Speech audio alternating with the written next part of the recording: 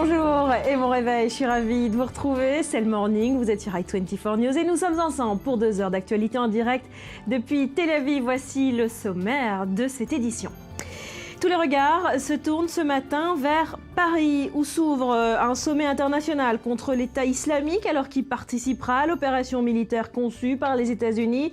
Quel sera le rôle de chaque État? Les questions sont nombreuses et les réponses plutôt vagues. Et puis, ce qui a fait les gros titres en Israël tout le week-end, c'est ce scandale au cœur de la plus prestigieuse unité de renseignement israélien. 43 objecteurs de conscience refusent de poursuivre leur service militaire. Ils dénoncent, selon les termes de leur manifeste, les abus commis contre les Palestiniens. On en parle ce matin. Enfin, la guerre de juillet semble loin en Israël, mais le cessez-le-feu d'un mois expire bientôt et les discussions qui sont censées sceller ce cessez-le-feu n'auront sans doute jamais lieu au Caire. Tous les détails dans cette édition. Voilà, merci d'être avec nous. C'est donc une actualité chargée qui nous attend ce matin. On va les développer ensemble, tous ces titres. Tout d'abord avec nos invités. Yohanan Manor, bonjour, merci d'avoir accepté notre invitation. Vous êtes orientaliste, spécialiste du Moyen-Orient. Bonjour Cyril et bonjour Ali Waken, notre spécialiste du monde arabe. Mais on commence tout de suite par un autre des grands titres de cette matinée. C'est cette révélation de l'armée israélienne. La menace du Hezbollah sur le front nord se renforce. On vous retrouve Mathias Inbar à Tel Aviv au QG du ministère de la Défense à la Kyria. Alors le scénario catastrophe qu'ont dessiné les généraux hier est assez inquiétant. Oui, bonjour Barbara, c'est inquiétant mais finalement rien de nouveau, rien de particulièrement angoissant, tout simplement parce que la menace du Hezbollah n'a jamais été annulée. On le sait, malgré les résolutions après la seconde guerre du Liban, ont tenté de faire en sorte que le Hezbollah se désarme. Et finalement, le Hezbollah ne s'est jamais désarmé. Il a certes changé de position. Il est parti du sud Liban vers, en tout cas certains de ses commandants, vers la Syrie pour participer à la guerre contre aux côtés de Bachar al-Assad contre les rebelles. Mais en attendant, la menace du Hezbollah, en tout cas le Hezbollah, n'a jamais caché son intention de rendre les armes, de ne pas s'attaquer à Israël. Donc finalement, il est difficile de comprendre le timing de cette publication. Et certains en Israël, déjà dans la presse israélienne, j'imagine que Cyril va en parler, évoquent l'idée du vote du budget de la défense. On parle d'une rallonge de 10 milliards de dollars. Alors oui, la menace, il y a une menace, mais est-ce qu'elle est nouvelle? C'est toute la question qu'on peut se poser ce matin. Merci beaucoup Mathias Inbar depuis la Kyria. Ali, c'est ce qu'on disait, les remous régionaux, la guerre civile en Syrie, le Hezbollah y est engagé jusqu'au bout, ne devrait pas au contraire calmer ses ardeurs contre Israël? Bon, du côté de Hezbollah, il n'y a rien de nouveau. Moi, j'adopte ce que vient de dire Mathias. C'est plutôt les discussions sur le budget militaire israélien qui ont suscité ces informations à propos des plans du Hezbollah. Les plans du Hezbollah ne sont pas nouveaux. Hassan Nasrallah, le secrétaire général de l'organisation chiite, a bien fait de réclamer que pour la prochaine fois, on va occuper une localité israélienne au nord. On va occuper tout le Galilée actuellement. Et donc, il n'y a pas de nouveau dans ces informations. Le Hezbollah est profondément plongé dans la guerre civile en Syrie et je ne vois pas comment, pour le moment, est-ce qu'il peut préparer à ouvrir un autre front, surtout face à Israël, surtout au moment où il y a où la scène politique libanaise passe des très délicats moments avec l'État islamique, avec Al-Qaïda qui se bat contre l'armée libanaise et les combattants du Hezbollah sur le nord du Liban, surtout dans la région du Tripoli. Donc le Hezbollah est investi dans la région de Tripoli, Arsal, est investi en Syrie, en Irak, et je ne vois pas comment est-ce qu'il va ouvrir un troisième, voire un quatrième front face à Israël. Vous partagez ce scepticisme quant aux intentions du Hezbollah? Oui, je pense qu'il faut analyser avec attention ce que dit l'armée. L'armée, elle dit qu'il n'y a pas de changement. Mais il y a un changement dans la pensée militaire. À cause de l'expérience acquise par le Hezbollah, justement, dans tous ces affrontements en Syrie, au Liban, au-delà, ce sont des unités plus aguerries. Et elles sont capables de procéder à autre chose qu'à ce qu'elles ont fait jusqu'à maintenant contre Israël. Par exemple, d'une partie de la Galilée, ça vous semble un scénario plausible? Ou au moins de prendre un village et de le tenir pendant quelque temps. Ça, c'est un objectif qui maintenant est possible à cause de la capacité de mettre en action des unités plus importantes. C'est plus simplement des unités de quelques dizaines d'hommes, des fois c'est plusieurs centaines d'hommes. Ils ont acquis cette capacité. Donc l'armée spécule sur cela, et bien sûr elle spécule parce qu'elle souhaite obtenir un accroissement énorme de son budget pour des raisons qui n'ont peut-être rien à voir avec le Hezbollah. Oui. N'empêche, Barbara, que le fait que le Hezbollah se trouve surtout dans la guerre civile en Syrie, il a acquis des expériences qu'il n'avait pas jusqu'à présent. Donc, dans la prochaine confrontation, l'armée israélienne fera face à un Hezbollah. D'un côté, on parle qu'il a été affaibli à cause de sa participation en Syrie, mais de l'autre côté, il a acquis tout à fait. Alors, précisément, le calendrier n'est peut-être pas un hasard. On est en pleine guerre du budget 2015. Cyril, on va voir ça avec vous, avec les grands titres à la une de la presse régionale ce matin et le grand titre de la presse israélienne. C'est la guerre du budget. Et on prend les mêmes et on recommence. C'est l'éternel bras de fer entre le ministère des Finances et celui de la Défense. Alors, aux exigences d'austérité du premier, le second met en avant, on l'a dit, l'impératif de sécurité. La Défense qui réclame une rallonge de 11 milliards de shekels pour 2015.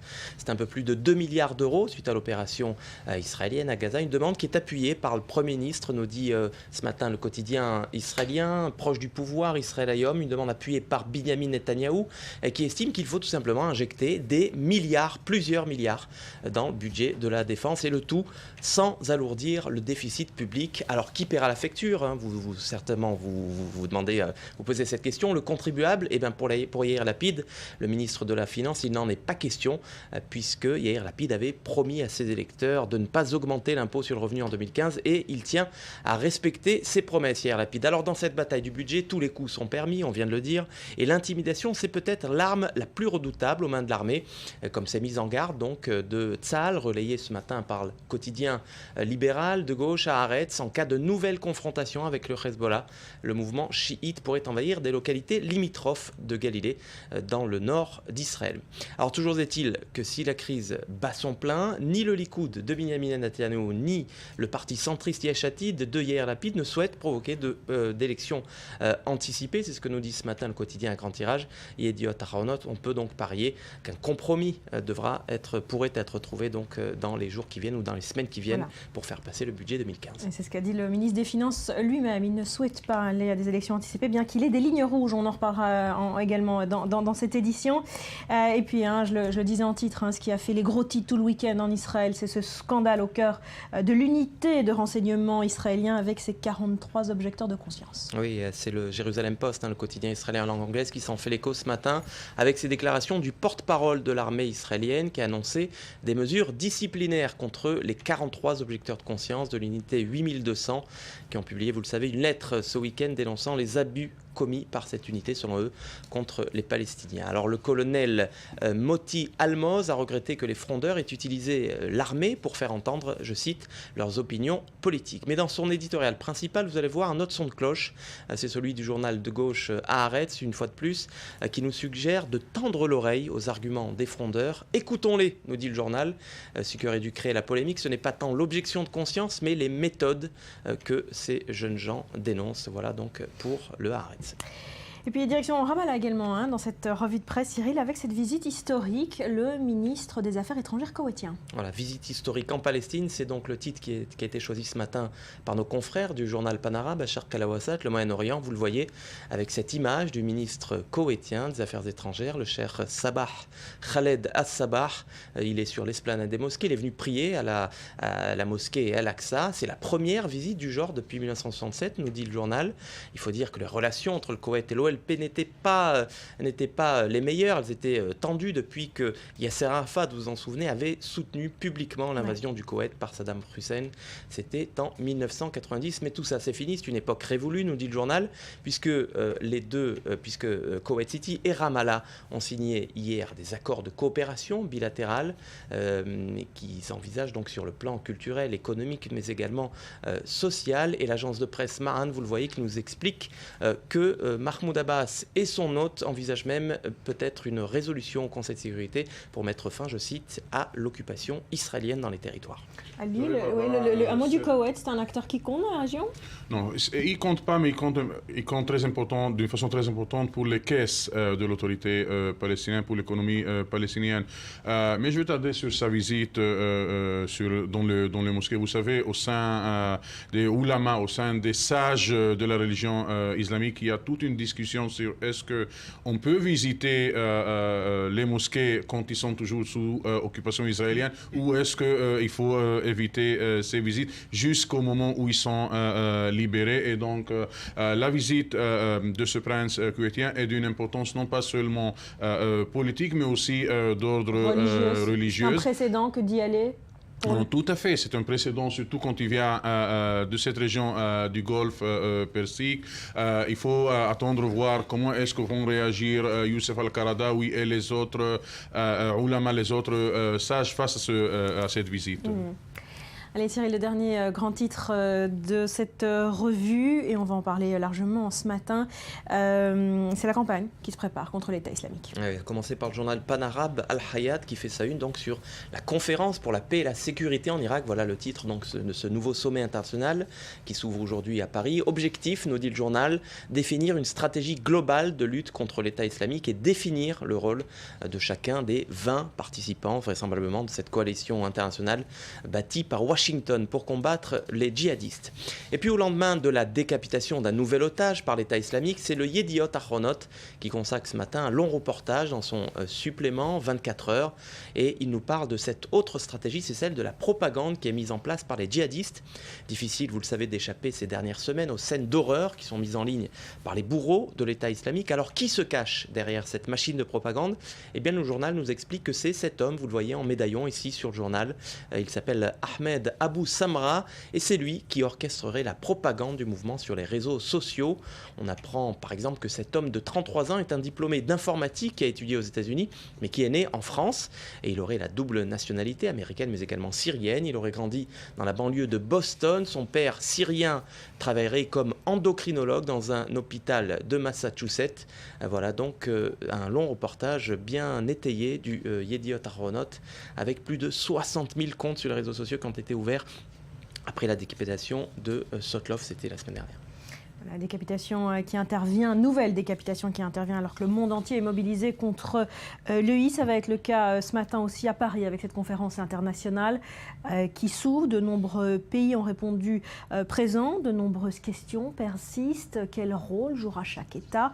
Comment va se dessiner cette opération militaire? Beaucoup de questions, peu de réponses. On va essayer d'y voir plus clair avec vous. Je vais reprendre les mots que vous avez cités sur le communiqué officiel de l'objectif. Est-ce que vous me permettez, avant d'entrer dans ce sujet, de dire un mot à propos de cette lettre des 43. Ce sont d'abord des réservistes et d'anciens réservistes. Ouais. Il y a 13 personnes qui sont des réservistes et le reste sont des anciens réservistes. Même plus des réservistes. Voilà. Pour une unité qui compte plusieurs milliers de personnes. Deuxièmement, cette lettre date d'il y a 5 mois. Vous entendez bien. C'est une lettre qui est d'avant l'opération. Et donc, elle est motivée principalement par des raisons politiques. On va y revenir, Yohanan. Excusez-moi. Ensuite, après un nouveau journal, je vous en prie, okay. ça vous démangeait. Voilà. Mais on va y revenir largement. Je vais vous laisser la parole sur ce sujet, mais sur cette conférence de Paris. Je reprends les mots du communiqué officiel sur son objectif. L'ambition est de définir une stratégie globale de lutte contre l'État islamique. Ce n'est pas ce qu'Obama a fait déjà il y a 4 jours. Obama y a participé pour les États-Unis, mais Obama avait également le souhait qu'il y ait une coalition.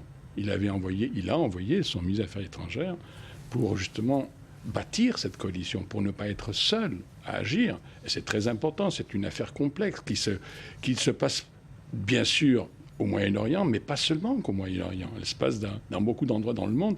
Par conséquent, il faut d'abord une légitimité. C'est pour ça que, à part les 20 États qui y participent, dont au moins 10 États arabes, qui ont fait une déclaration spéciale lorsque le secrétaire d'État américain était en Arabie Saoudite, il y a 11 pays arabes qui ont fait une déclaration disant qu'ils s'identifiaient avec cette guerre et qu'ils étaient prêts à y participer activement, chacun dans la mesure de ses moyens et de la nécessité. C'est une formule un peu curieuse, mais qu'on pourra éclaircir. Donc, il fallait construire une alliance, il fallait une légitimité, les Nations Unies en font partie. Les Nations Unies, ça veut dire aussi les 5 membres du Conseil de sécurité, c'est pas n'importe quoi. Il y a donc, bien sûr, des pays européens très importants qui sont directement concernés. Il y a aussi beaucoup de pays de la région. Donc, il y a une coalition, et maintenant, elle veut mettre au point sa manière de procéder. Elle a un chef. Il y a un chef qui a été nommé par les États-Unis, qui était la personne qui était à la tête des opérations en Afghanistan pendant longtemps et aussi une partie en Irak. Donc, les choses se mettent en place très logiquement avec les États-Unis. Ce n'est pas que les États-Unis. D'accord, les États-Unis coordonnent. En tout cas, les choses se mettent en place. Sur le rôle de chaque pays, sur ce que va être cette mission, ça reste plutôt flou. Ali, on ne sait pas très bien à quoi va ressembler cette opération. Je veux commencer par le fait de mentionner que l'Iran ne fait pas partie de cette coalition. L'Iran a des intérêts énormes et en Syrie et en Irak. Donc ça va pas être facile pour cette coalition. L'Iran peut gâcher tout effort international.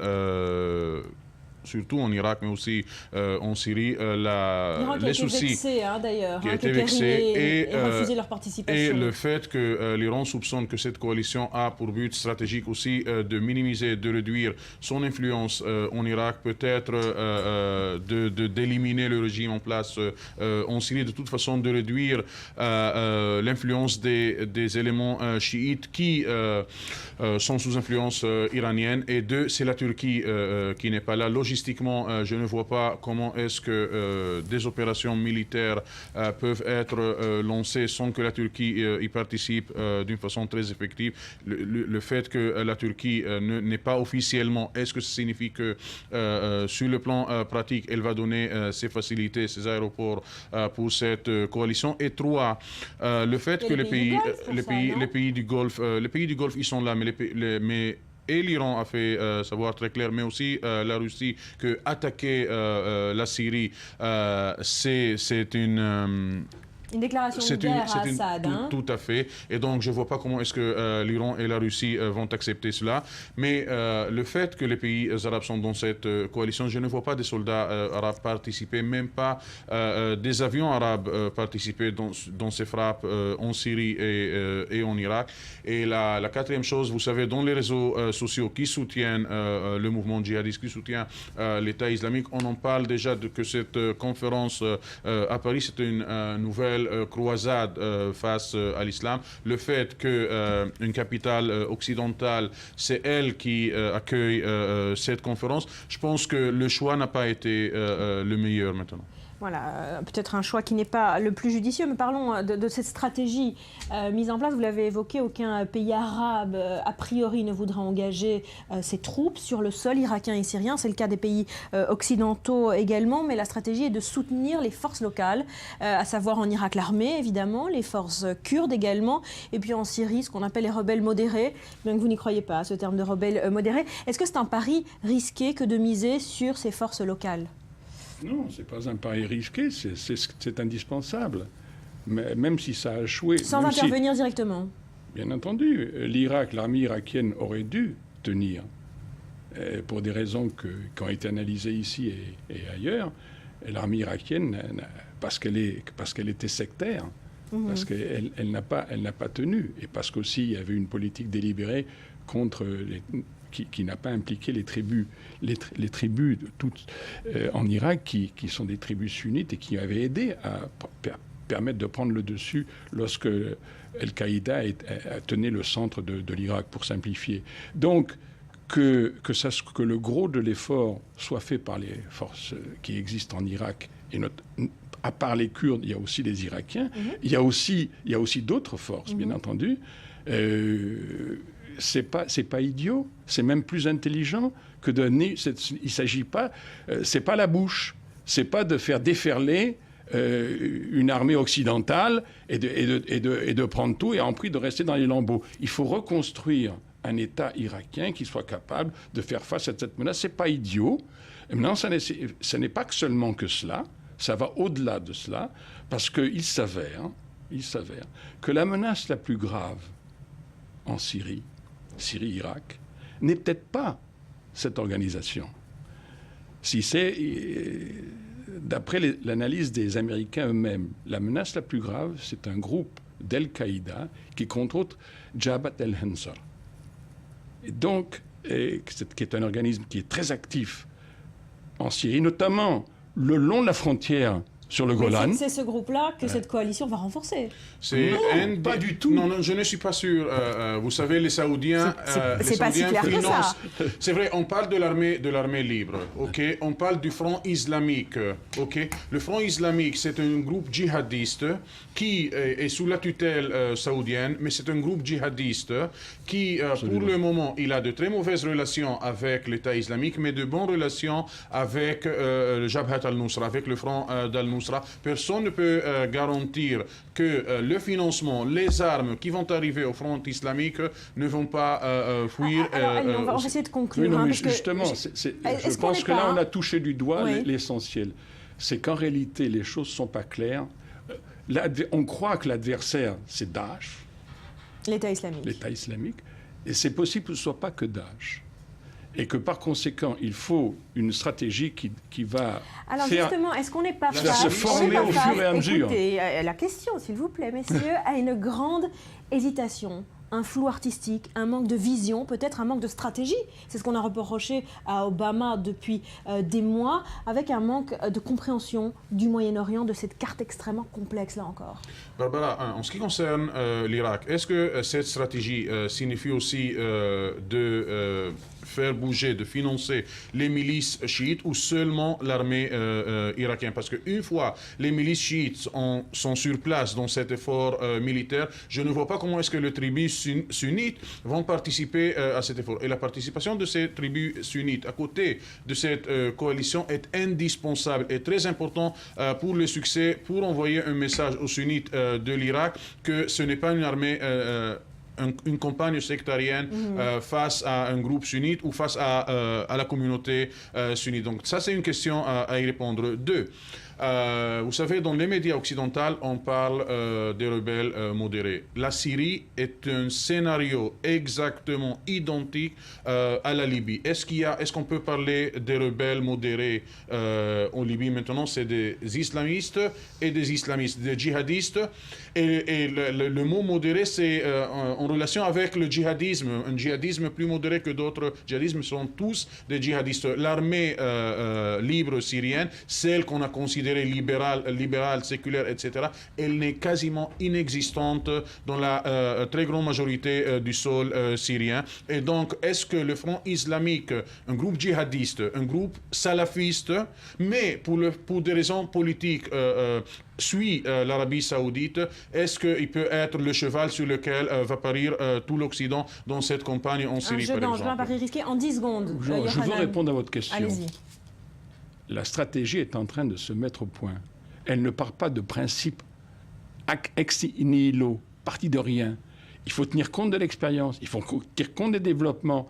C'est cet organisme qui va y réfléchir et le mettre au point au fur et à mesure.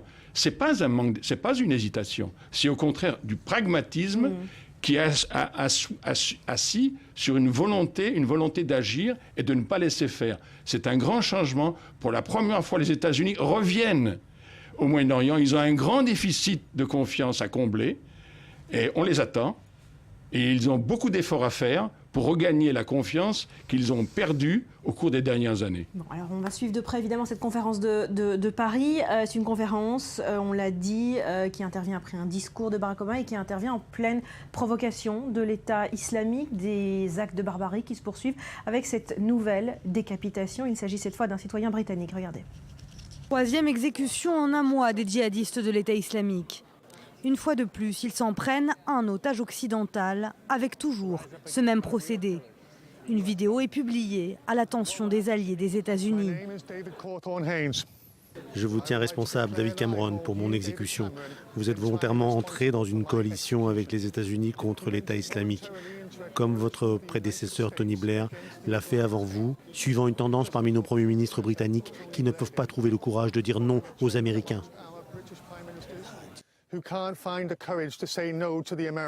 Cette fois, il s'agit d'un Britannique, David Haynes, travailleur humanitaire et père de famille, kidnappé en mars 2013 au nord de la Syrie. Il travaillait notamment pour l'ONG française Acted. Dans un communiqué publié sur le site, l'organisation s'est dite profondément bouleversée et horrifiée par l'assassinat odieux de David Haynes. David Haynes travaille depuis plus de 15 ans dans l'humanitaire avec de nombreuses ONG, Handicap International, Acted.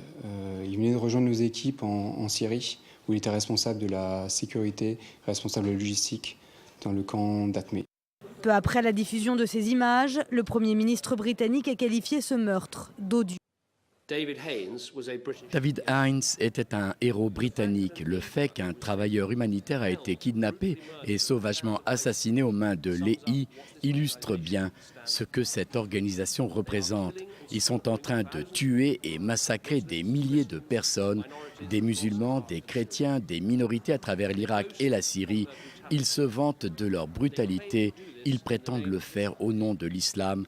Cela n'a pas de sens. L'islam est une religion de paix. Ils ne sont pas musulmans, ils sont des monstres. Washington et Paris ont également exprimé leur solidarité et leur soutien vers leur allié britannique.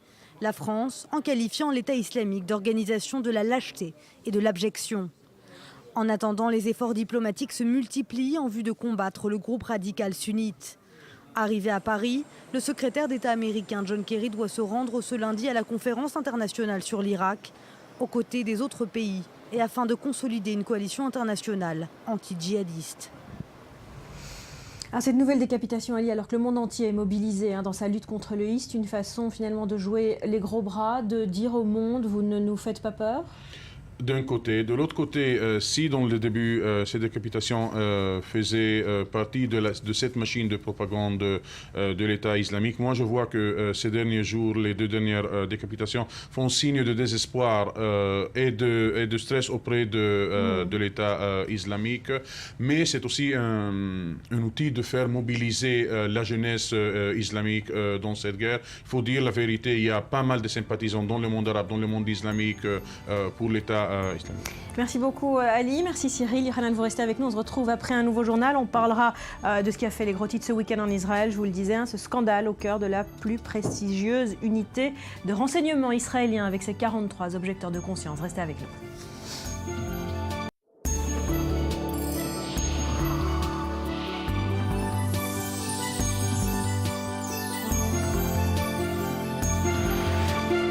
On est de retour sur le plateau du Morning. Merci de nous avoir choisis pour vous informer. Ce matin, nous sommes toujours en compagnie de Yohanan Manor, orientaliste, spécialiste du Moyen-Orient. Merci d'être resté avec nous. Bonjour à Rudy, notre grand spécialiste d'Internet.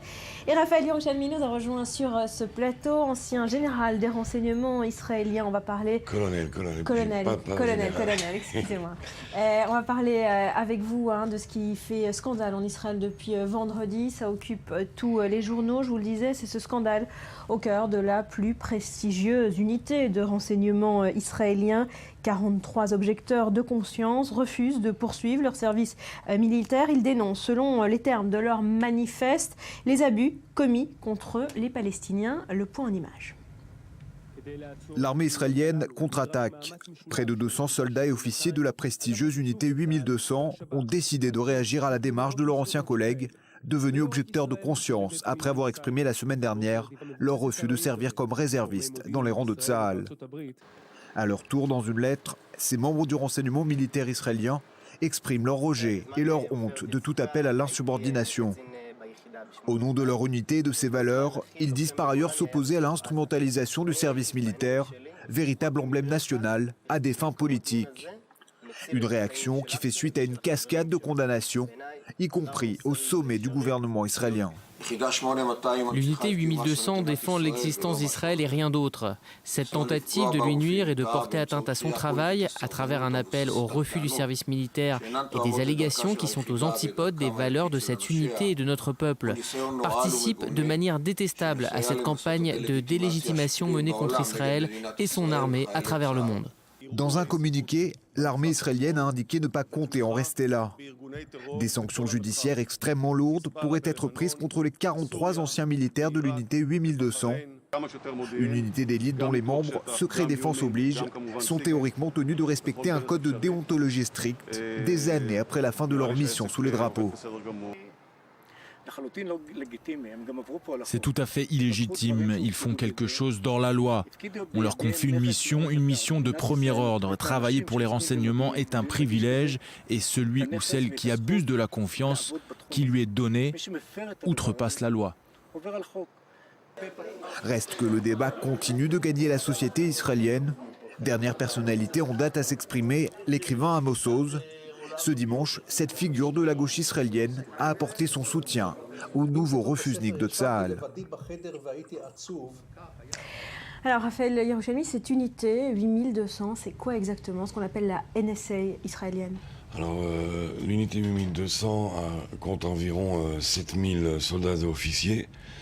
Et là, un travail extrêmement important sur le plan de la collecte de renseignements, de l'amassement des données.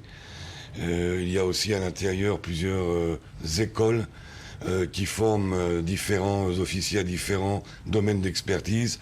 Ça peut aller de apprendre l'arabe, méthode Berlitz, en 3 semaines ou en 3 mois, jusqu'à savoir lire, décrypter des photos aériennes, le décodage.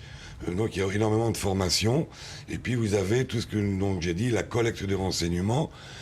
Par exemple, une des grandes unités qui travaille énormément avec les réservistes, c'est celle qui suit les médias arabes, évidemment, les médias du monde entier, dans toutes les langues, à l'écoute pour la radio, télévision, lire tous les journaux, tous les journaux, à la recherche du moindre renseignement. Dans le cas de ceux qui ont signé cette lettre, il y a donc cette unité-là qui est aux écoutes téléphoniques. Ces écoutes téléphoniques peuvent être de pure sécurité, c'est-à-dire même surveiller des personnes en Israël même dont on soupçonne qu'elles peuvent vendre des secrets militaires à des armées étrangères. Dans le cas des Palestiniens, essayer de rechercher ou de découvrir des terroristes. Et alors là, dans ce cas-là, évidemment, lorsqu'on cherche un terroriste très dangereux, très haut placé, on l'appelle pas au téléphone, on n'écoute pas nécessairement son téléphone. Mais on peut écouter le téléphone de la voisine du dessus, de l'épicier d'à côté, pour pouvoir le découvrir. Alors c'est sûr que la voisine du dessus n'est pas coupable, terroriste elle-même, mais d'un autre côté, c'est grâce à elle qu'on peut trouver, et je ne pense pas aujourd'hui, surtout, on en a parlé dans le cas de Wikileaks et des autres fuites d'informations. Surtout qu'aujourd'hui, tout le monde est de toute façon à découvert sur la Facebook avec sa carte de crédit. Et puis, c'est ce que font tous les services de renseignement au monde, finalement. Yochanan Manor, après les scandales révélés sur les méthodes de la NSA, finalement, ces 43 objecteurs de conscience ne révèlent pas grand-chose de plus scandaleux que ça. Absolument. D'ailleurs, il y a eu hier une émission de télévision extrêmement édifiante, puisque 2 de ces signataires ont été, le dos tourné à la caméra, ont été interviewés. Et en fin de compte, ils n'avaient pas grand-chose à dire. Ils restent tous anonymes, hein, c'est ce qu'il faut Oui, souligner. ils étaient anonymes, bien sûr. Mais Ron London, qui les a cuisinés, leur a dit, mais c'est ce que vous dites, il n'y a rien de substantiel. La seule chose, c'est que c'est tout ce que font tous les services de renseignement. En particulier, ils ont touché un sujet bien précis à un moment, parce que vu le manque de... Comme ils n'arrivaient pas à convaincre, et l'un d'entre eux a dit, oui, mais il a laissé entendre qu'on utilisait parfois des faiblesses qu'il y avait chez certaines personnes qui étaient suivies pour en tirer le maximum d'informations, comme par exemple, ça s'est vu dans le passé, ou pas seulement dans le passé, à l'égard d'homosexuels par exemple. Et donc, si leur relation venait d'être découverte, c'était un point de faiblesse qui était utilisé. Pour les faire parler. C'est classique, c'est classique. Ce sont des choses tout à fait classiques. Et donc, ça relève un peu de ceci. Deuxièmement, de cela, parce que ça je veux terminer, je pense que s'ils avaient un problème de conscience, Alors, il dit qu'ils l'ont soulevé. Mais si on les amenait à faire quelque chose qui était contre leur conscience, ils devaient démissionner. Et c'est ce que dit certains dirigeants de l'opposition, comme par exemple Mme Yachimov, et qui leur dit, mais écoutez, vous avez soumis, vous avez réagi, d'accord, c'est ce qu'il faut faire. Il y a d'ailleurs une procédure très précise pour cela. Lorsqu'on a des questions ou des dilemmes, dans l'armée, ce sont des choses très très codées là-dessus. Eh bien, si vous ne l'avez pas fait, pourquoi n'avez-vous pas démissionné? Si on vous a refusé cela, là, ils n'ont eu rien à répondre. Rudy, alors vous êtes notre spécialiste d'Internet et vous êtes plongé dans cette affaire tout le week-end. Oui, alors on va le rappeler, donc cette unité c'est l'une des plus prestigieuses d'Israël, vous l'avez dit, une sorte de NSA américaine, donc spécialisée dans le renseignement, le traitement, d'analyse de signaux électroniques et aussi le déchiffrage des codes, ce qui est extrêmement technique. Par exemple, cette unité en juin 67, elle avait intercepté un appel entre le roi de Jordanie et le président égyptien qui projetait une attaque sur Israël. Alors, que dénonce dans ce manifeste, les 43 réservistes, dans leur lettre, ils disent ne plus vouloir servir car, je cite, les informations collectées et archivées portent atteinte à des personnes innocentes. Elles sont utilisées à des fins de persécution politique pour diviser la société palestinienne en recrutant des collaborateurs. Alors en fait, ce qui est reproché à leur état-major par ce qu'on appelle en Israël les refusniks, c'est d'aller trop loin dans la collecte d'informations personnelles. Donc on l'a dit, sur leurs amitiés, leurs préférences sexuelles ou encore la maladie et les médicaments dont ils peuvent avoir besoin, des informations qui serviraient au final à faire pression sur des éventuels collaborateurs palestiniens, mais comme cela se fait comme dans tous les services de renseignement du monde. Voilà, et en Israël, ça a créé un tollé. Certains évoquent même une trahison nationale. Sur Internet, ça a buzzé sur le sujet tout le week-end. Les réactions sont très nombreuses en Israël. Elles vont de la classe politique à l'état-major en passant par les autres soldats de cette unité. Alors ça se passe sur les pages Facebook des uns et des autres. Réaction hier donc, du président israélien, on l'a vu en vidéo, mais on l'a vu aussi sur sa page Facebook, sur son compte Facebook, qui parle de campagne de calomnie et rappelle que cette unité a évité beaucoup d'effusions de sang par les renseignements qu'elle a pu récolter depuis sa création en 1950. Du côté du Premier ministre Netanyahou, on préfère rendre hommage à cette unité. Toujours sur Facebook, il dit « Les citoyens israéliens doivent remercier les soldats de l'unité 8200 pour tous les services rendus et poursuivre leurs travaux est d'une grande importance pour la sécurité civile du pays ». Côté porte-parole de l'armée, le général Moti Almoz, on joue la carte de la fermeté en parlant de traitement disciplinaire qui va être net et clair. Il dénonce un peu plus loin une exploitation du service militaire pour exprimer une position politique, je cite. Et puis du côté de Amos Yadlin, qui est l'ex-directeur des renseignements militaires, on relativise un peu cette initiative. Alors pour lui, c'est une grosse unité, il s'agit d'une grosse unité, et qu'il est logique qu'une poignée de ces vétérans puisse graviter plus ou moins autour de l'extrême gauche. Voilà, c'est le courant en tout cas qui prédomine parmi ces 43 signataires. Allez-y. Oui, juste une petite précision que j'ai mentionnée tout à l'heure, mais qu'il faut avoir en tête. Cette lettre date d'il y a 5 mois. Ouais. Autrement dit, avant la fameuse opération. À Gaza. Et oui, ce qui montre bien pourquoi, c'est-à-dire après l'échec des négociations avec les Palestiniens. C'est ce qui les a frustrés finalement. Voilà, c'est-à-dire que leur motivation est d'abord politique, et elle est, bon, ils penchent plutôt du côté palestinien, ils pensent que c'est leur position politique. Israël est une société libre, il y a ça, mais ça n'a rien à voir avec l'armée. Rudy, on va terminer avec ça. Pour l'internaute lambda, un peu partout dans le monde, on a réagi comment ? Justement, il y a des amalgames, c'est-à-dire qu'on parle aussi de Gaza. Vous allez le voir, la communication de Tsahal, elle est bien consciente des dégâts que peuvent causer ce genre de lettres dans l'opinion internationale. Et en effet, si le débat sur la critique de l'armée revient constamment dans la société israélienne, c'est intéressant de voir comment cette lettre est interprétée, voire utilisée à l'extérieur en regardant Twitter. Alors le compte Twitter de nos confrères, par exemple, du quotidien libanais L'Orient le Jour, reprend en termes exacts la lettre et parle entre guillemets d'abus, mais d'abus à Gaza. Donc fait le lien avec la dernière opération. L'information reprise, elle est digérée par les internautes, comme Eric Plante sur le prochain tweet, qui tweet ceci: 43 soldats israéliens dénoncent des injustices faites aux Palestiniens, et les injustices qui vont se transformer très vite en, je cite toujours, génocide colonial et espionnage des Palestiniens. Et là, ce sont les mots du tweetos Pepsi Corporate qui parle, lui, d'un vrai courage de ces soldats. Donc malgré les réactions, un coup dur portée de l'intérieur pour la communication de Tsahal. Et on sait ô combien la com, notamment la com internationale, c'est un petit peu le talon d'Achille de l'armée israélienne, malgré tous les efforts qui ont été déployés. Alors, précisément à ce sujet, Benyamin Netanyahou, on l'a vu, a dénoncé la lettre Raphaël Yerushalmi en disant qu'elle est hautement condamnable, que l'armée israélienne est la plus éthique du monde. Benyamin Netanyahou, est-ce qu'il peut continuer de crier ça au monde entier, comme il l'a fait d'ailleurs pendant l'opération à Gaza, mais que personne ne l'entendra finalement tant que les Palestiniens n'auront pas d'État? Est-ce que le fond du problème, c'est ça? Non, pas du tout. D'abord, il peut le crier, et c'est vrai. Tsahal est l'armée la plus éthique du monde. Et les vagues médiatiques de cette lettre, inclus en Israël d'ailleurs, sont complètement injustifiées. Vous parlez de 43 réservistes, dont 4 seulement occupaient un poste actif. Les autres étaient des traducteurs ou des analystes. 4 étaient vraiment à l'écoute, qui prend un essor médiatique injustifié. Et pourquoi ça est très éthique? Parce que d'abord, nous sommes dans une démocratie où effectivement tout le monde a le droit d'exprimer son opinion, mais tout le monde sait aussi qu'une fois dans l'armée, on laisse son opinion politique à la porte. Certains n'en sont pas capables, et alors vous avez 2 possibilités. L'objection de conscience est reconnue dans Tsahal. Il y a une procédure où vous vous manifestez comme objecteur de conscience. Par exemple, je ne veux pas porter une arme, je veux bien servir dans l'armée, mais sans arme. Je suis allergique à la violence, c'est reconnu par Tsahal et vous pouvez donc servir dans une autre unité ou dans un volontariat civil. Vous pouvez aussi refuser un ordre si vous estimez qu'il n'est pas moral. Et dans ce cas, vous pouvez avoir accès jusqu'à la cour militaire qui statue face à vos commandants si vous les obéissez.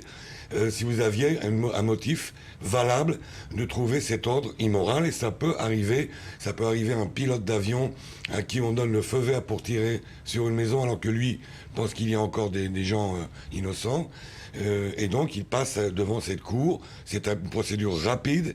Les commandants disent ce qu'ils ont vu, ce qu'il a vu, et on estime qu'il avait peut-être donc ce doute moral de tirer. Alors dans le cas de l'unité 8200, il y a une différence énorme avec par exemple un parachutiste qui veut exprimer cette objection. C'est que le rapport entre les soldats et les officiers est extrêmement serré. On peut tout de suite parler à son officier, ce qui n'est pas le cas chez un parachutiste. Pour atteindre le chef de bataillon, ça peut prendre 2-3 jours. Alors que dans 8200, Shmoneh Matayim, le soldat peut vraiment se lever, aller au bout du couloir et parler directement à un colonel en lui disant « Mon colonel, je pense que là, nous faisons une erreur ». Alors le dernier point que je voudrais quand même ajouter, qui est extrêmement important, nous parlons de renseignement militaire. Dans les 3/4 des missions ou des travaux qui sont alloués aux gens du renseignement militaire, les personnes, les experts ne savent pas pour quel motif ils travaillent et quel est l'objectif ou quelle est la cible. Donc lorsqu'ils sont sur écoute téléphonique, ça peut leur plaire, ça ne peut pas leur plaire, mais ils n'ont aucune idée de à quoi ça sert. C'est peut-être pour coincer un immense terroriste de Daesh.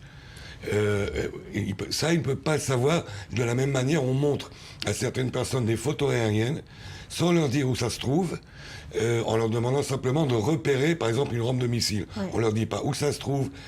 Alors là, de façon complètement arbitraire, ils ont décidé que ce qu'ils faisaient n'était pas justifié, alors qu'ils n'ont pas les données ou les moyens de le savoir. Ils n'ont pas, voilà, le tableau l'image complet. d'ensemble. Les tableaux complets. On approche de la fin de cette partie. Renan, le mot de la fin pour vous, en 30 secondes, sur cette affaire? Non, je crois que ce qui est intéressant, c'est la maturité de la démocratie israélienne, la maturité également de l'armée israélienne qui a mis en place des procédures et qui continue à les affiner. Parce qu'on apprend toujours. Il faut toujours apprendre de l'expérience et des choses nouvelles qui surviennent. Voilà, une société israélienne bien vivante. Merci à tous les deux d'avoir été avec nous. Merci Rudy. À suivre dans le Morning. Vous le savez, la guerre de juillet semble loin en Israël, mais le cessez-le-feu d'1 mois expire bientôt et les discussions qui sont censées le sceller n'auront probablement jamais lieu. Au cœur des cryptages après un nouveau journal.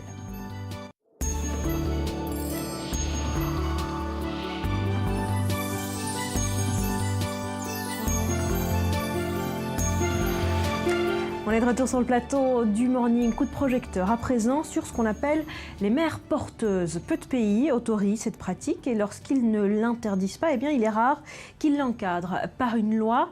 En Israël, eh bien, Israël est le premier pays à avoir légiféré sur cette question et ce, dès 1996.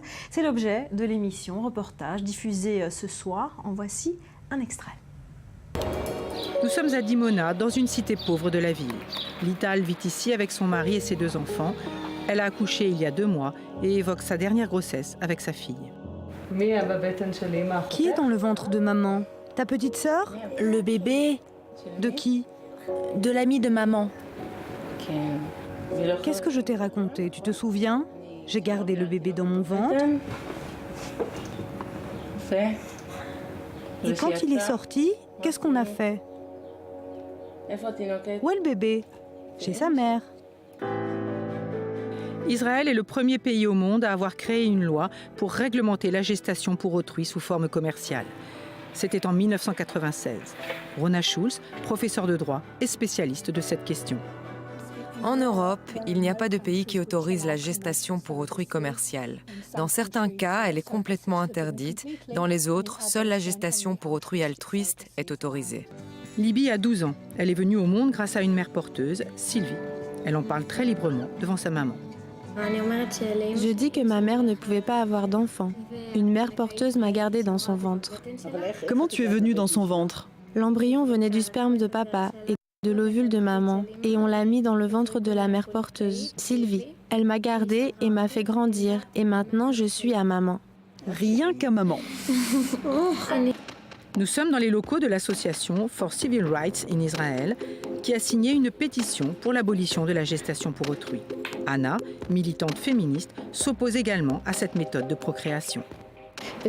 La plupart d'entre elles ne sont pas au courant à 100% des risques qu'elles prennent en étant mère porteuse. C'est la commercialisation du corps de la femme. Après la naissance de Libye, Merav a eu l'idée de créer un centre afin d'aider les différentes parties tout au long des difficiles étapes de la gestation pour autrui. Les mères porteuses sont recrutées grâce à des publicités postées sur Internet et Facebook. Merav se charge ensuite de les mettre en relation avec les couples. Il y a 2 avocats dans l'histoire, un qui représente le couple et un pour la mère porteuse.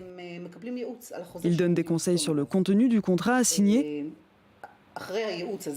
On envoie le dossier complet au comité. Le couple et la mère porteuse sont convoqués au comité qui entend la mère porteuse et invite les parties à signer le contrat. Lital a reçu pratiquement 30 000 € après l'accouchement, une somme qui va permettre au jeune couple de réaliser son rêve. La rémunération des mères porteuses est soumise au marché.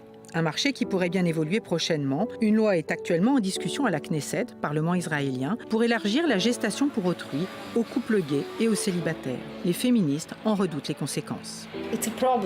C'est un problème, parce que ça va favoriser un marché que nous désapprouvons. Les critères seront probablement assouplis, avec le risque de recruter des mères porteuses moins investies ou plus fragiles et incapables de gérer un processus dont les conséquences psychologiques et émotionnelles sont importantes, notamment après l'accouchement. Voilà une histoire absolument poignante que vous pourrez retrouver dès ce soir dans son intégralité dans l'émission Reportage présentée par Stéphane Calvo. Voilà, et alors que s'ouvre ce matin, on l'a dit, la conférence internationale de Paris contre l'État islamique, eh bien à noter cette révélation de l'armée israélienne. La menace du Hezbollah, cette fois, se renforce sur le front nord israélien. Mathias Inbar, vous vous trouvez au QG du ministère de la Défense à Tel Aviv. Oui, Barbara, actualité chargée au niveau régional et international sur des sujets de défense régionale, tout simplement parce qu'il y a cette publication de cette nouvelle menace du Hezbollah, ces hommes en armes aperçus le long de la frontière avec Israël et ces déclarations de Benyamin Netanyahou qui parlent de danger à l'est avec l'État islamique, au nord avec Al-Nusra et le Hezbollah et au sud avec le Hamas et le djihad islamique. Et certains en Israël parlent d'un timing particulier. La raison, pour laquelle il y a cette publication de cette menace du Hezbollah qui se ferait donc, selon la presse israélienne, de plus en plus insistante.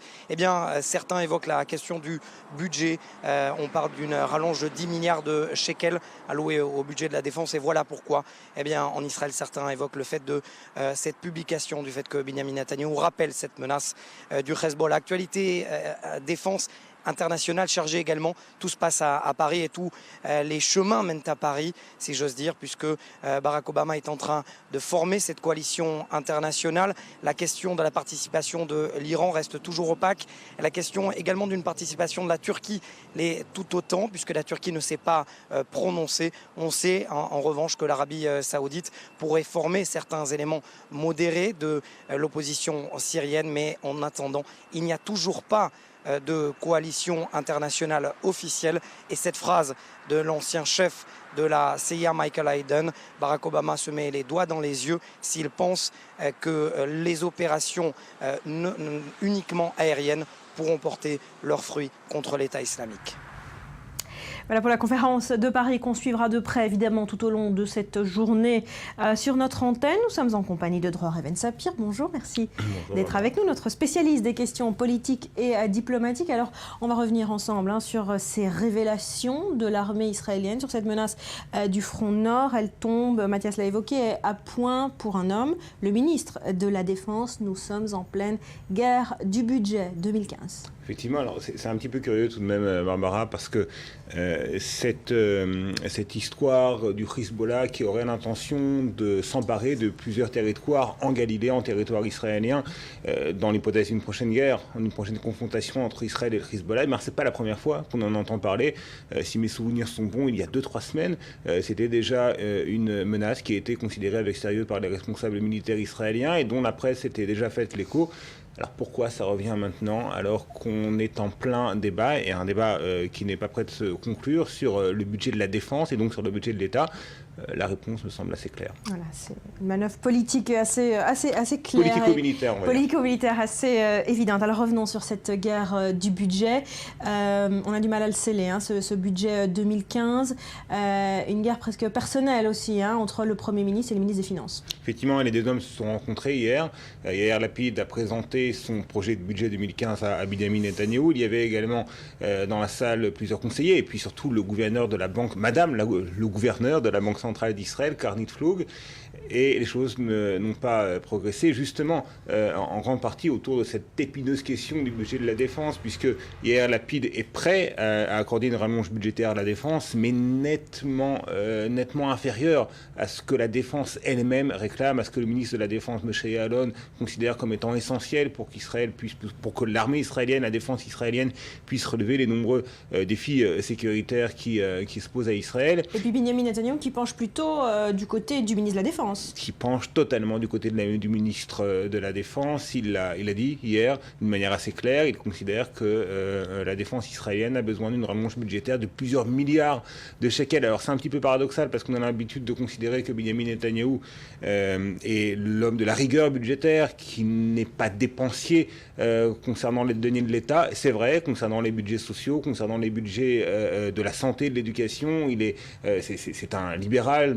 Certains pourraient même le qualifier d'ultralibéral, qui est partisan de dépenses minimum de l'État, mais il y a un domaine qui fait exception pour Benjamin Netanyahou, et c'est justement celui de la défense. Et dans ce domaine, Benjamin Netanyahou a su faire preuve dans le passé, et encore aujourd'hui, d'une assez grande générosité. Donc très clairement, Netanyahou penche plutôt du côté de la défense et moins du côté de Lapid, d'où confrontation. Lapid n'est pas opposé à des rallonges budgétaires sur la défense, mais surtout, il considère que ces rallonges budgétaires ne doivent pas être financées par une nouvelle augmentation d'impôts, dont le public, lui, serait redevable, à lui et à Lapid. C'est ça, il faut le rappeler, c'est sa grande promesse électorale, c'est de ne pas piocher encore plus dans le portefeuille des citoyens israéliens. Alors sur le fond, le débat finalement entre les deux hommes tourne autour du déficit de l'État, parce que la solution pour Lapid, c'est d'augmenter la dette publique. Benjamin Netanyahou et Madame la gouverneure de la Banque d'Israël ne veulent pas en entendre parler. Vous avez entièrement raison, effectivement, Barbara.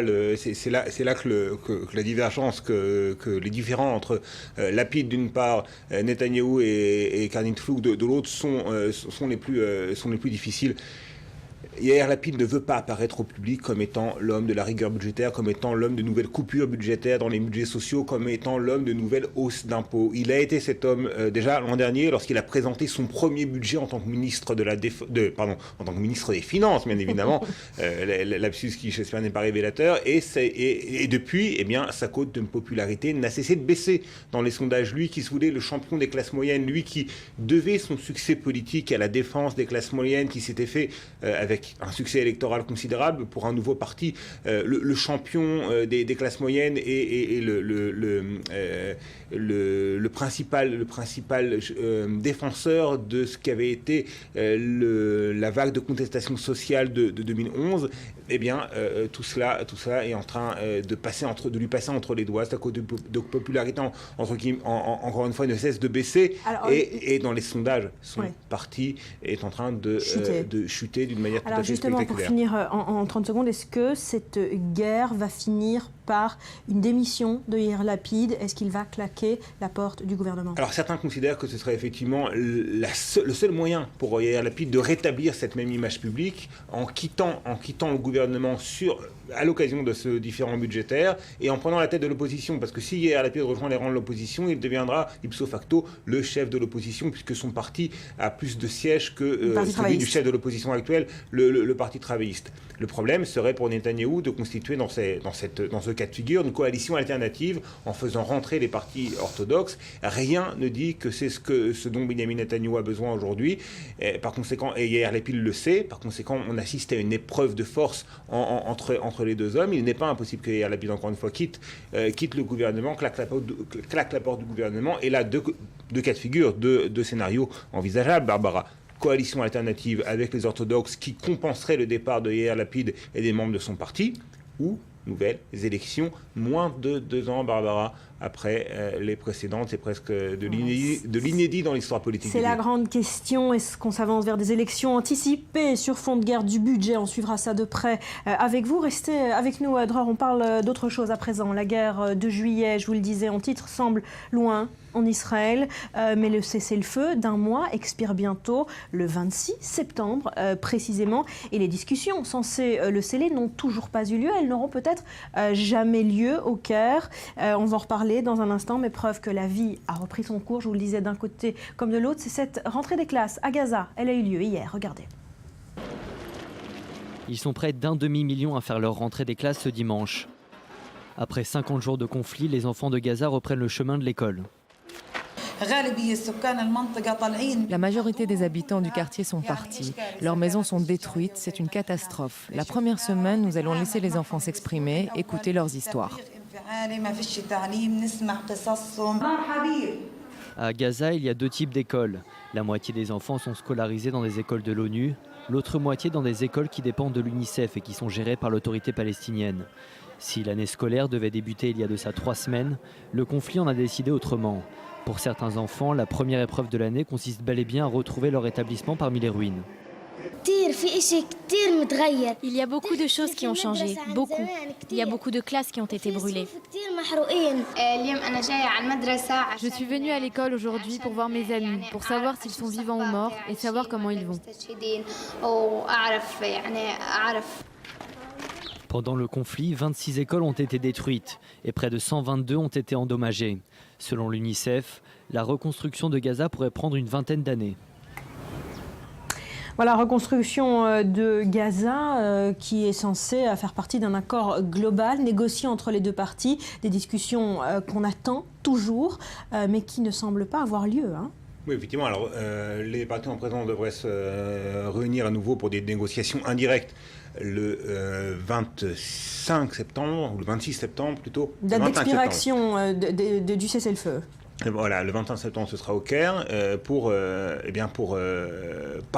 tenter de parvenir à un accord qui serait cette fois sur le long terme, un cessez-le-feu sur le long terme, sur un cessez-le-feu de longue durée et pas simplement d'un mois. Et on a effectivement un petit peu l'impression, Barbara, que les choses piétinent. On sait, et c'est une révélation qu'on doit au journal Al-Quds Al-Arabi, que les Égyptiens ont fait la navette entre Jérusalem et Ramallah ces dernières semaines pour tenter de voir quels pourraient être les contours d'un accord sur le long terme. Le problème, c'est que le les rapports entre le Hamas et l'autorité palestinienne de Mahmoud Abbas se sont à nouveau détériorés et ça pèse sur les négociations, sur le retour à la table des négociations. Par conséquent, il y a une grande incertitude aujourd'hui. Voilà, et puis on dit Israël aussi réticent même à l'idée de venir au Caire et de concéder quoi que ce soit au Hamas. Est-ce qu'on pourrait imaginer que le 26 septembre, les hostilités reprennent ? C'est pas complètement impossible, et ça témoigne d'ailleurs du fait que le Hamas a encore une partie, a gardé intacte une partie de son arsenal, et ça c'est véritablement un vrai souci pour Israël. Et c'est pas complètement impossible non plus parce que le Hamas n'a aucun acquis finalement à présenter à sa population dans la bande de Gaza. Par contre, et on vient de le voir dans ce reportage, les Gazaouis ne veulent pas de nouvelles confrontations. Bien évidemment, ce dont ils veulent, c'est que la reconstruction de la bande de Gaza puisse commencer. Et de ce côté-là, bien, Israël est prêt à faire preuve de générosité, mais une générosité dont le Hamas ne doit pas profiter. C'est là toute la problématique de la situation. Merci beaucoup Dror d'avoir été avec nous. À suivre, on parle des fashion faux pas. Et il y en a beaucoup. Restez avec nous, ce sera après un nouveau journal.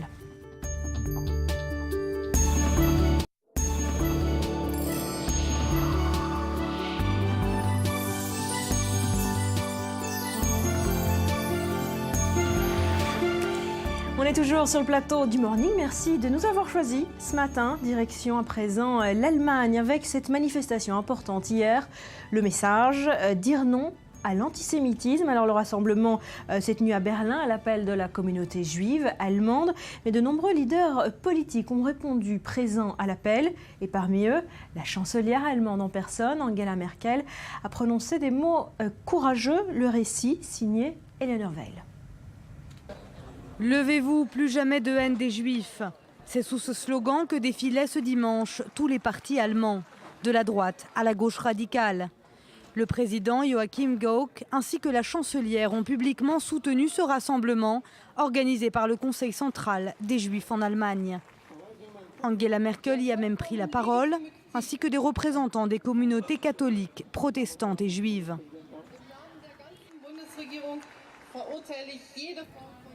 Au nom du gouvernement allemand, je condamne toutes les formes d'antisémitisme en Allemagne et en Europe. Je n'accepte aucun type de message ou d'attaque antisémite, quel qu'il soit, et pas non plus les messages diffusés au cours des manifestations pro-palestiniennes, déguisés en pseudo-critique de la politique de l'État d'Israël, mais en fait, ils ne sont que l'expression de la haine des Juifs.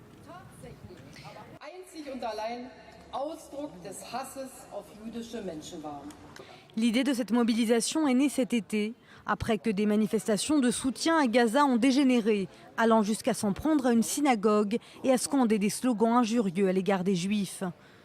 Suite à de nombreux incidents survenus en Allemagne, la crainte d'une recrudescence de l'antisémitisme dans ce pays porteur de l'histoire la plus sombre du peuple juif inquiète. Actuellement, environ 200 000 Juifs vivent en Allemagne, ce qui fait de cette communauté la troisième d'Europe, derrière la France et la Grande-Bretagne.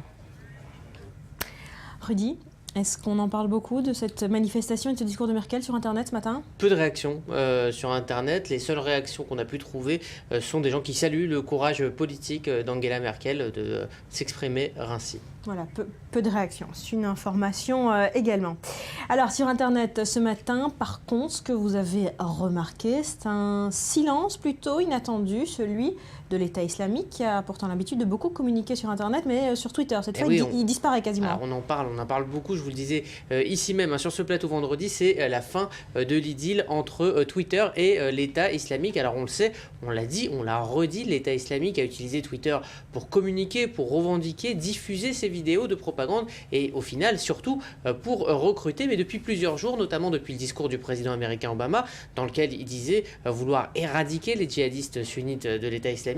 Les comptes affiliés à l'EI semblent avoir été mis en veille alors qu'ils étaient habituellement très actifs. Il faut savoir que les conditions d'utilisation de Twitter étaient plus souples, et elles sont plus souples que Facebook par exemple, et elles permettent aux organisations djihadistes de prospérer tout en respectant les conditions générales d'utilisation. Alors quand un compte allait trop loin dans l'incitation à la haine ou la violence, il était, cela dit, toujours suspendu. Ça, c'est ce qui avait l'habitude de se passer. Et alors maintenant, ce silence, on l'explique comment ? Alors il y a plusieurs hypothèses. Certains sur Internet pensent qu'il s'agirait d'un ordre qui aurait été donné par l'administration Obama à la direction de Twitter de stopper la propagande de l'État islamique. Autre explication, changement d'attitude de Twitter face aux djihadistes depuis que certains comptes affiliés à l'EI aient directement menacé les employés de Twitter.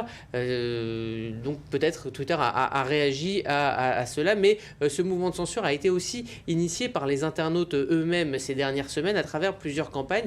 La campagne virale ISIS Media Blackout, dont le principe était de ne pas relayer la vidéo de l'exécution de Foley ou de Sotloff, et on a vu aussi d'autres initiatives comme le Burn ISIS Challenge, une campagne qui a été lancée par des jeunes Libanais où le principe était de brûler le drapeau islamique. On en avait aussi parlé, donc toutes ces campagnes ont été aussi amenées par les internautes, ou encore des internautes qui ont utilisé le hashtag message from ISIS to America. À la base, c'était l'ISIS qui devait s'adresser aux États-Unis. Ils ont récupéré ce message des djihadistes pour leur répondre en des termes extrêmement aussi vindicatifs. Alors le mot-clé avait été utilisé comme une réponse des Américains à l'ISIS. Alors en 2 semaines, Twitter est passé d'un terrain terriblement propice à l'EI à un terrain de défiance. Et d'ailleurs, une des réactions à cette censure de Twitter a été, pour les partisans de l'EI, de mettre une image très dure de la décapitation de Foley sur l'autre réseau social populaire, Facebook, en guise de provocation. Alors justement, ça va être le résultat aussi de cette disparition de Twitter. Finalement, les campagnes de l'EI vont migrer vers d'autres réseaux sociaux ? Oui, des réseaux sociaux qui sont plus difficiles à contrôler, comme par exemple un réseau qu'on ne connaît pas beaucoup dans le grand public, qui est Diaspora. Le principe de Diaspora, c'est qu'au lieu d'avoir un serveur qui centralise toutes les informations, toutes les données et tous les comptes comme ça se fait d'habitude, eh bien il est décentralisé dans plein de petits serveurs difficilement contrôlables de par le monde. Alors quoi qu'il en soit, si Internet au niveau de ces grandes entreprises, mais aussi de ses utilisateurs, se met à porter un coup dur à la stratégie de com de l'État islamique, qui lui a vraiment besoin de cette fenêtre pour pouvoir recruter, donc il va devoir s'adapter dans les semaines qui viennent. Voilà pour l'œil sur Internet ce matin. On va rester sur les réseaux sociaux, Rudy, avec cette carte du monde extrêmement attendue. Oui, c'est une carte que Vincenzo Cosenza publie tous les 6 mois. C'est celle des réseaux sociaux leaders par pays et elle est intéressante. Pour chaque pays, vous voyez quel est le réseau social le plus populaire, le plus utilisé. Et c'est une carte qui nous apprend bien plus que les parts de marché de Facebook ou de Twitter. Alors voici la dernière carte. Elle est sortie ce week-end. Elle date de juillet 2014. Elle nous amène 2 informations importantes. Ouais. La première, c'est que Facebook étend son empire en 6 mois. Le réseau social de Zuckerberg a conquis la Lettonie, la Moldavie, au détriment de petits réseaux locaux. Donc, j'arriverai pas à prononcer ça. C'est pas la peine, on a bien compris l'idée. Voilà. D'ailleurs, si on fait défiler la même carte depuis 2009, et c'est ce qui se passe là, eh bien, elle devient progressivement toute bleue. C'est la preuve de l'hégémonie de Facebook. Mais l'autre information de cette carte, elle est politique, elle nous vient d'Iran. FaceNama a dépassé Facebook. Et FaceNama, c'est quoi? C'est le réseau social qui est créé par le régime, contrôlé par les mollahs. La conclusion est simple, c'est qu'alors que Rouhani, on le dit souvent, prône un Internet plus ouvert et plus de liberté, notamment pour les jeunes, dans la réalité, le contrôle et l'emprise du pouvoir se renforcent pour Internet en Iran, et c'est ce que nous montre cette dernière carte. Voilà, malheureusement pour l'Iran. On finit, Rudy, cette revue du web par un succès du net qui se retrouve en librairie. Oui, ça arrive souvent, ça arrive de plus en plus. Un succès du net est récupéré par le monde de l'édition. Ça a été le cas de nombreux blogs de dessins qui ont fini en BD, ou encore les fameux VDM qui ont fait une série de livres et de plein de produits dérivés. Alors, dernière arrivée dans les rayons des librairies, c'est ceci, c'est les Croisons-les de Guillaume Titus Kermès, alias Guillaume TC. Le principe est simple, c'est de croiser via un photomontage 2 personnalités que l'actu se fait sans trop choquer. Alors à la base, il y avait 1200 Croisons-les sur le compte Tumblr de Guillaume TC. On en a parlé sur le web, mais je ne résiste pas au plaisir de vous faire jouer, Barbara, Sandy, avec les meilleurs Croisons-les. On commence avec un Croisons-les 100% présidentiel.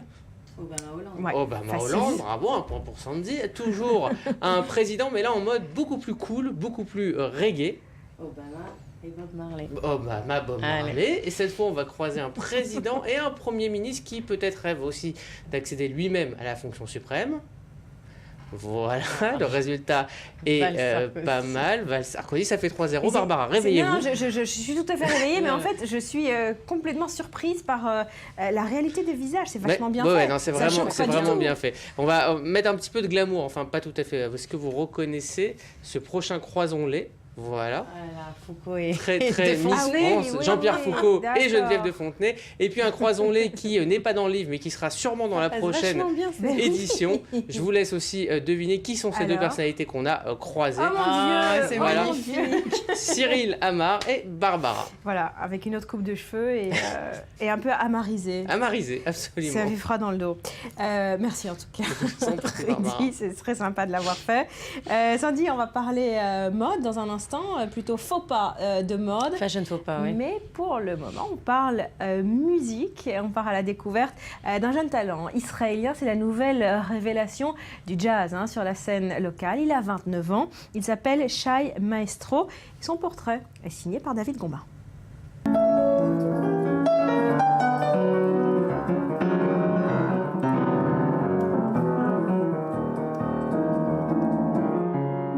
Il n'a que 27 ans. Pourtant, Shai Maestro est l'une des figures qui comptent dans le monde du jazz. À 19 ans, il devient le pianiste d'Avishai Cohen. Mais son histoire avec la musique commence bien plus tôt. À 5 ans, il démarre le classique. À 8 ans, le jazz. Une formation qui reste omniprésente dans ses compositions. La musique classique m'a énormément aidé au niveau technique au piano, vous savez. Vraiment se plonger et apprendre comment parler la langue du piano. C'est fait de tellement de composantes. Et comme ça, vous pouvez vous en servir. Je m'en sers constamment dans le jazz. Adolescent, il intègre un lycée musical dans la banlieue de Tel Aviv. Mais il est repéré aux États-Unis et se voit proposer une bourse d'études pour la prestigieuse université de Berkeley. Et il refuse. Au début, quand on m'a proposé, j'étais en première. Mon ego a parlé en premier. Il me disait « Tu veux être un enfant prodige ?» Mais cela voulait dire abandonner l'école. Mais le directeur du lycée et ma mère m'ont dit tous les deux « Calme-toi, finis le lycée, comme tout le monde. » Ils ont mis mon développement personnel avant mon développement musical. Et je pense que c'était la bonne décision. Une sage décision qui va changer le cours de sa vie. Après le bac, c'est la rencontre avec le grand contrebassiste Avishai Cohen. J'avais 19 ans lorsqu'Avishai m'appelle et me dit « Je recherche un pianiste pour mon trio. Je ne promets rien, j'aimerais que tu viennes jouer ma musique. » Je me suis entraîné 2 semaines, je ne me suis pas levé de mon piano et lorsque je suis venu, je connaissais tout son répertoire. À mon avis, je n'étais pas assez bon pour rejoindre son groupe. Mais lui a vu apparemment mon sérieux. Et il a pris le risque de me donner ma chance. C'était génial. Ensemble, on a joué 5 ans et on a fait 4 albums. J'ai appris de lui énormément. C'est le début de sa gloire. Avec Avishai Cohen, il sillonne la planète de long en large. Le Blue Note à New York, l'Olympia et la salle Pleyel à Paris. Mais après 5 ans, il se sent fin prêt à voler de ses propres ailes. Il réunit 2 amis musiciens, Jorge Roder et Ziv Ravitz. Le Shai Maestro Trio est né et immédiatement signé chez Laborie, le label jazz français de référence.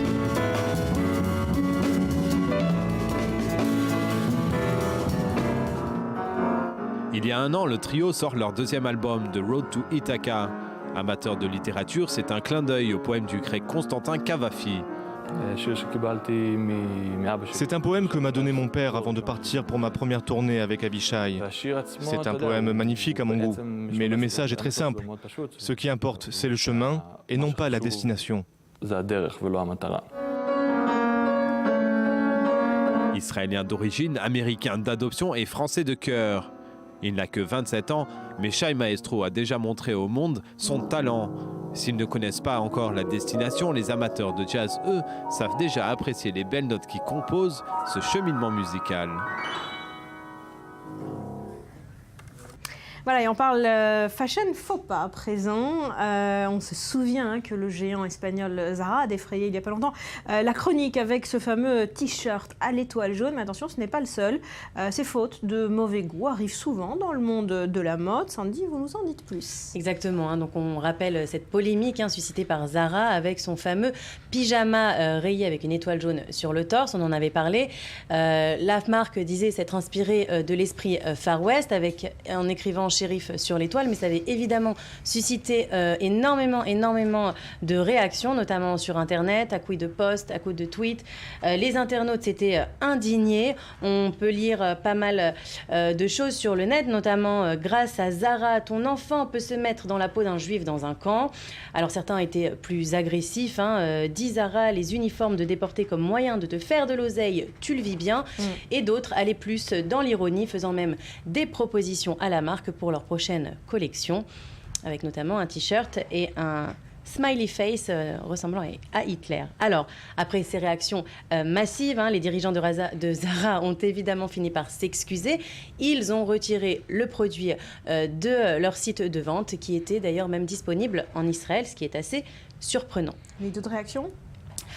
D'autres réactions, en dehors de tout ça, c'était surtout la réaction des clients qui étaient choqués parce que ce n'était pas le premier faux pas de Zara. On se souvient tous de ce sac orné de croix gammées que la marque avait diffusé en 2007 avant de le retirer de la vente. Il s'agissait en fait à l'époque de la swastika, qui est un symbole religieux très présent dans la tradition hindoue, mais qui ressemble tellement à la croix gammée que le public s'était évidemment insurgé.